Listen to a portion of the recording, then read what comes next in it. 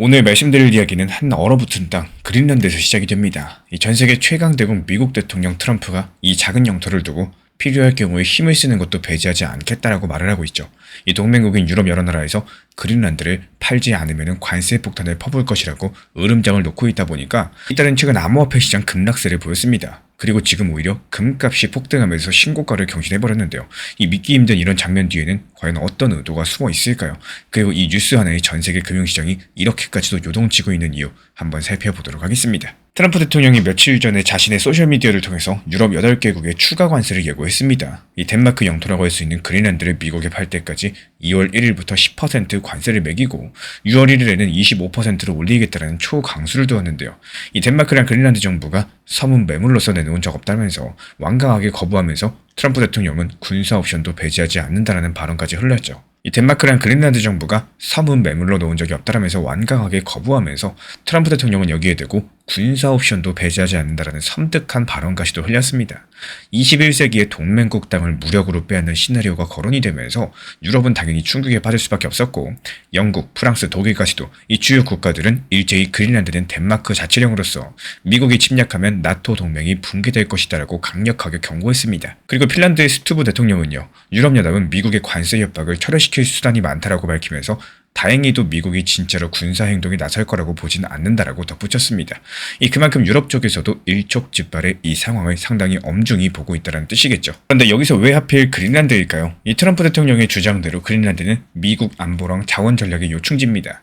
지도를 펼쳐보면은 북극해 항로를 향한 길목에 위치하면서 군사적으로 봤을 때 북극권 레이더망이랑 미사일 방어의 최적의 위치입니다. 그리고 지하에서는 히토류를 비롯한 광물이 풍부하게 매장된 것으로 알려져 있는데 이 전기차 배터리랑 반도체에 꼭 필요한 희귀 자원들이 얼음 밑에 깔려있는 보물섬인 셈이에요. 트럼프 대통령이 첫 번째 임기였던 2019년 이때도 그린란드를 사고 싶다라는 뜻을 내비쳐서 전 세계를 놀라게 한 바가 있었죠. 그 당시에는 덴마크가 코웃음 치면서 일축해가지고 해프닝으로 끝났었지만 이번에는 상황이 사뭇 다릅니다. 이 트럼프가 2025년 재집권한 이후에 아예 대놓고 돈을 주고 안 팔면 힘으로 가져오겠다 이런 식으로 나오게 되면서 유럽과 정면적으로 충돌 양상이 되어버렸다는 거. 그리고 이 갈등의 표면은 영토 거래 문제처럼 보이지만 더 큰 그림은 미국과 유럽 간의 힘의 균형이 뒤틀리는 순간이라는 점이에요. 동맹이던 사이에 균열이 가면은 가장 먼저 흔들리는 것은 경제랑 금융이죠.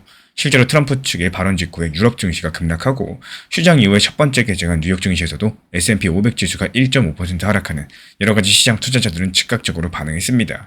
이 금요일 밤에 올라온 트럼프의 포스트 하나가 월요일을 건넜던 화요일 이번 전 세계 시장을 출렁이게 만든 건데 안전자산인 금 가격은 순식간에 상승하면서 1월 20일 역사상 처음으로 온스당 4,700달러를 돌파해버렸습니다. 이 불과 2년 3년 전까지만 해도 2,000달러 언저리던 금값이 2배 이상 상승을 한 건데 반대로 미국 달러의 가치는 이틀 사이에 1% 가까이 내려갔어요.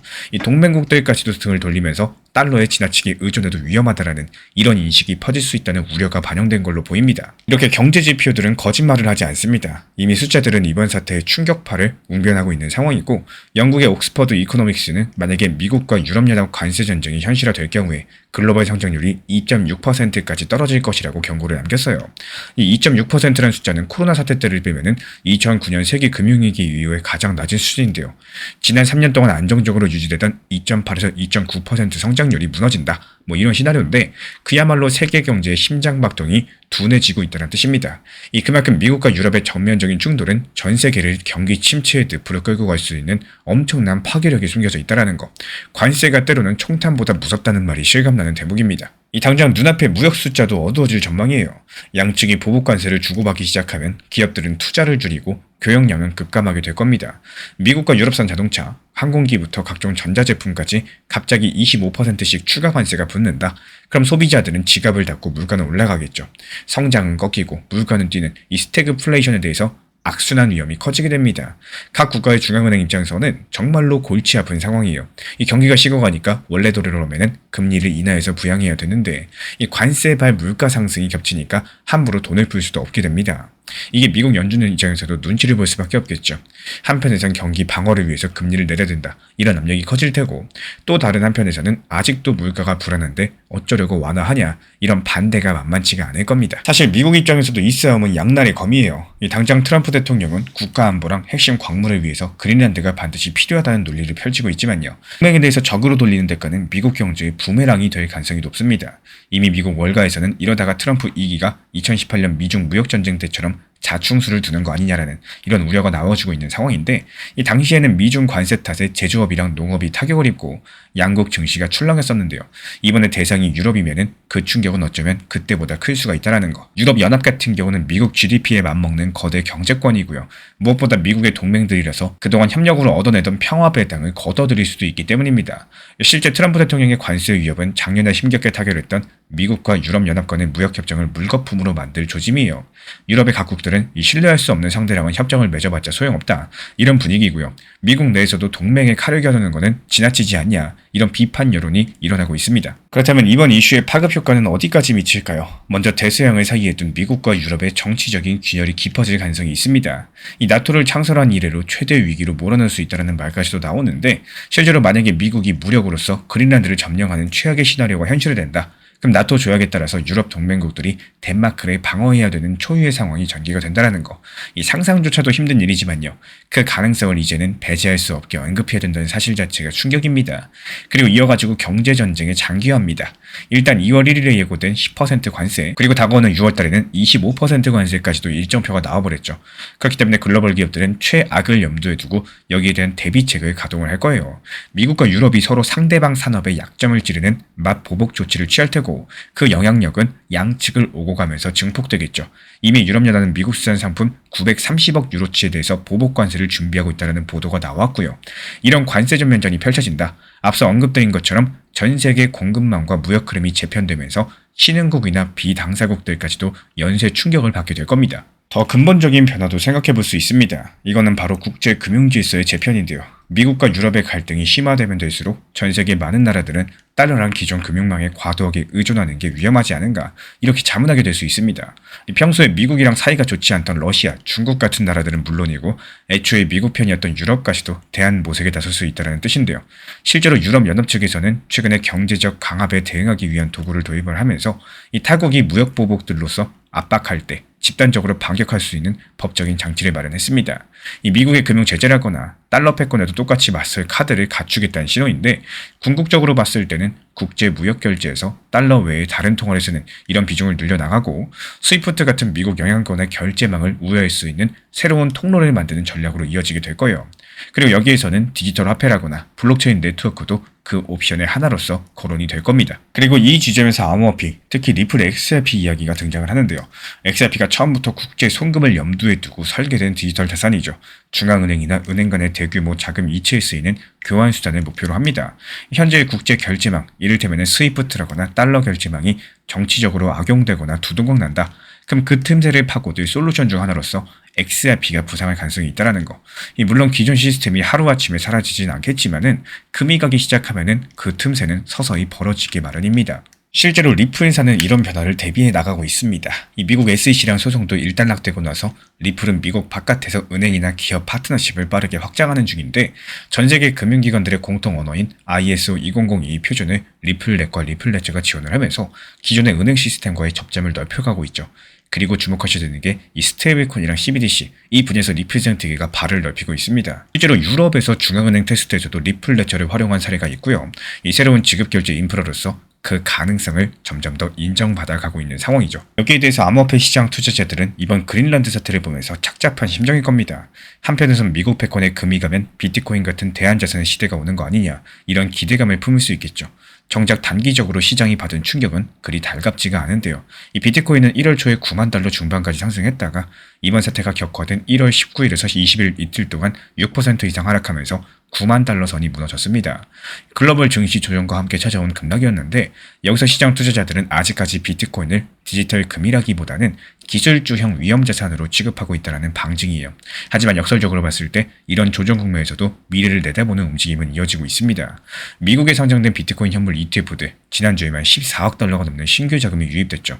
가격이 조정받을 때 오히려 싼 값에 장기 포지션을 잡으려는 기관 자금이 존재한다는 의미고, 선물보다는 옵션을 활용해서 하락장에 대비하려는 수요도 늘어나면서 비트코인 옵션 미결제 약정 규모가 740억 달러를 돌파해서 사상 최대치를 기록했습니다. 시장이 흔들린다. 그럴수록 오히려 정교한 전략으로 대비하는 시장 플레이어들이 점점 더 늘어나고 있다는 뜻이겠죠. 저는 이번 그린란드 사태를 보면서 표면적인 영토 분쟁을 넘어 세계 질서의 판이 바뀌는 소리를 듣는 것 같습니다. 동맹이라고 믿었던 관계가 흔들리니까 각자 도생의 본색이 드러납니다. 결국에 동맹이 흔들리면 돈의 길도 바뀌게 마련인 건데, 힘의 논리가 앞서면 화폐란 결제망도 그 힘의 재분배를 따라 재편될 수 없다고 생각을 해요. 미국과 유럽의 균열은 단순하게 둘 사이의 문제가 아니라 달러를 정점으로 하는 기존 금융체제 전체의 균열이 가는 출발점일 수가 있다는 거. 물론 하루아침에 모든 것들이 바뀌진 않겠지만요.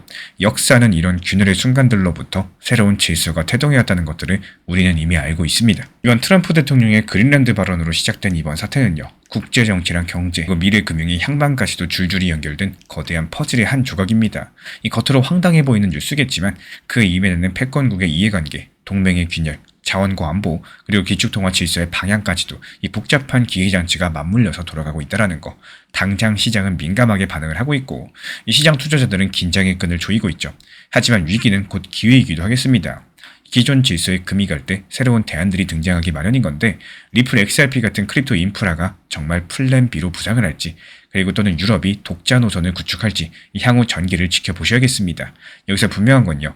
이번 사태를 계기로서 국제사회는 돈의 흐름과 힘의 관계를 다시금 직시하게 되었다는 사실이에요. 경영학의 아버지 피터 드러커는 격동의 시대의 가장 큰 위험은 격동 그 자체가 아니라 지난날의 논리로 대응하는 것이다라고 말을 했습니다. 관세전쟁이랑 영토분쟁이라는 소란스러운 뉴스 뒤에서는요. 화폐 권력이 이동하는 거대한 지각 변동이 숨어 있다는 거. 남들이 눈앞의 위기에만 매몰돼서 이 지난날의 논리로 시장을 바라볼 때 보이지 않는 판의 변화를 읽어낸 우리 구독자분들이 해야 하는 그 무엇보다도 강력한 자산입니다. 낡은 질서가 흔들리는 혼란 속에서도 미래의 본질을 꿰뚫어본 우리 구독자분들의 현명한 선택들, 마침내 가장 빛나는 부의 결실로 완성되기를 진심으로 응원드리겠습니다. 시장이 오를 때 더 오를 거라는 기대감보다도 그 상승을 내 것으로 바꾸는 연습이 훨씬 중요합니다. 시장이 상승하기 시작하면요. 자연스럽게 이런 생각이 들죠. 이제 시장인가 보다. 조금만 더 기다리면 오르겠지. 하지만 이 생각에는 너무 오래 머물다 보면 정작 가장 중요한 행동을 놓치게 되는데요. 바로 올라갔을 때 파는 거. 수익을 실현해서 내 것으로 만드는 행동입니다. 이 투자시장의 가장 기본적인 원칙은 정말 단순해요.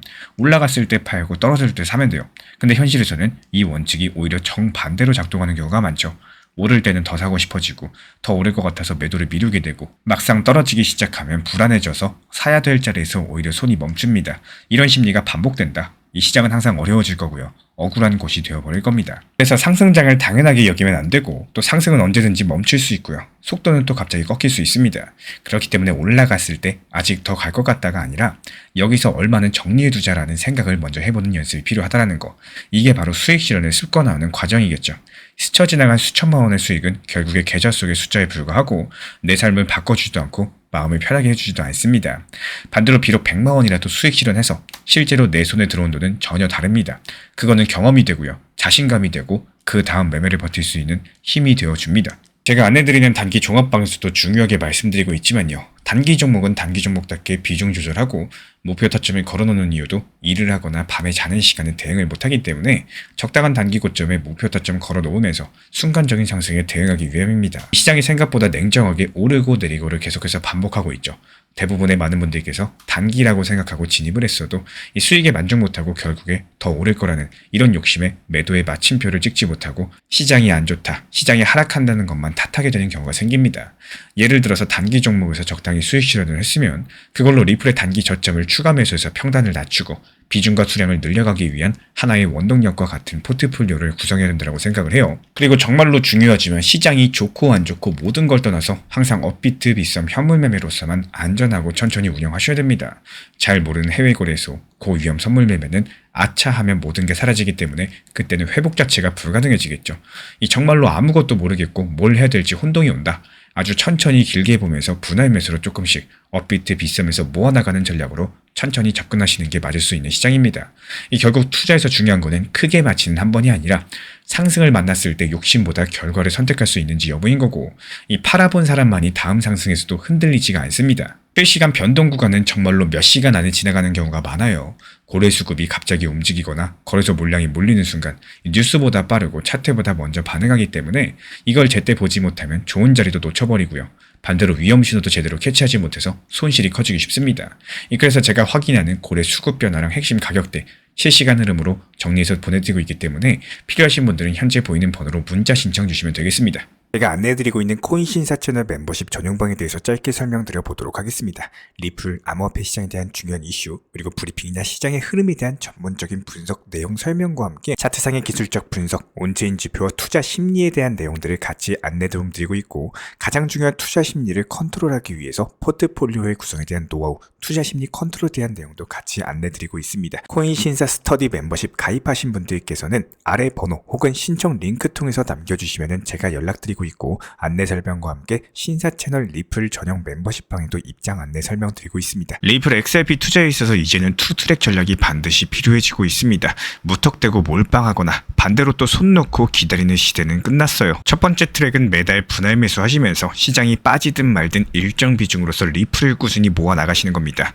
이거는 시간과 리스크를 분산할 수 있는 가장 효율적인 전략인 거고, 그리고 두 번째 트랙은 남은 현금 비중으로 알트코인 단타로서 굴려나갑니다. 수익이 나면은 그거를 다시 리플에 재투자하시면 되는 거고, 이게 바로 수익을 만드는 순환 매수 전략이 되실 거예요. 그런데 여기서 중요한 거는 단타 하실 때 조심하셔야 되는 거예요. 단타 매매 중독되면 끝장입니다. 이 매매 중독을 절대 조심하셔야 되는 거고, 예를 들어 가지고 시장이 과열인데도 지금 아니면 기회가 없다, 이런 조급한 생각에 RSI 지표가 이미 고점인데도 불안해서 또 들어가고 결국에 수익은커녕 손실만 쌓이게 되실 겁니다. 그래서 저희 채널 차원에서는 한 가지 원칙이 있습니다. 확률이 높은 날만 진입을 하세요. 그리고 시장 전체가 과매도 구간일 때, 비트코인 기준 RSI가 바닥을 찍을 때, 그때 알트코인 중에서 최근 거래량이 급등한 종목이 과매도의 경우 MACD, 볼린저 밴드, 이동평균선과 일목균형표 참고해서 신중하게 매수 진입 타점 들어갑니다. 그리고 그 외에는 아예 매매를 쉬는 날도 반드시 있어야지 진짜 단타인 거고, 그렇다면 이걸 어떻게 구별할 수 있는지 궁금하실 거예요. 여기서 챗 GPT가 등장을 합니다. 저희는 챗 GPT를 단순한 도구로 쓰지 않습니다. GPT한테 오늘 확률 높은 진입 타이밍이냐, 이렇게 물어볼 수 있게 맞춤 프롬프트를 사용을 하는데요. 그리고 그 결과에 저의 실전 매매 노하우 30%를 덧붙여가지고 GPT 시그널을 보완합니다. 어떻게 하는지 궁금하신 분들 GPT 검색력과 활용 전략을 이용해가지고 이 두 가지를 한 방에 알려드리고 있습니다. 현재 보이시는 번호로서 리플 단타라고 문자 남겨주세요. 지금 이 영상 보신 분들에게만 오픈합니다. 그냥 GPT 쓰는 법이 아니라 투자로 연결되는 GPT 사용법 지금 바로 알려드리도록 하겠습니다.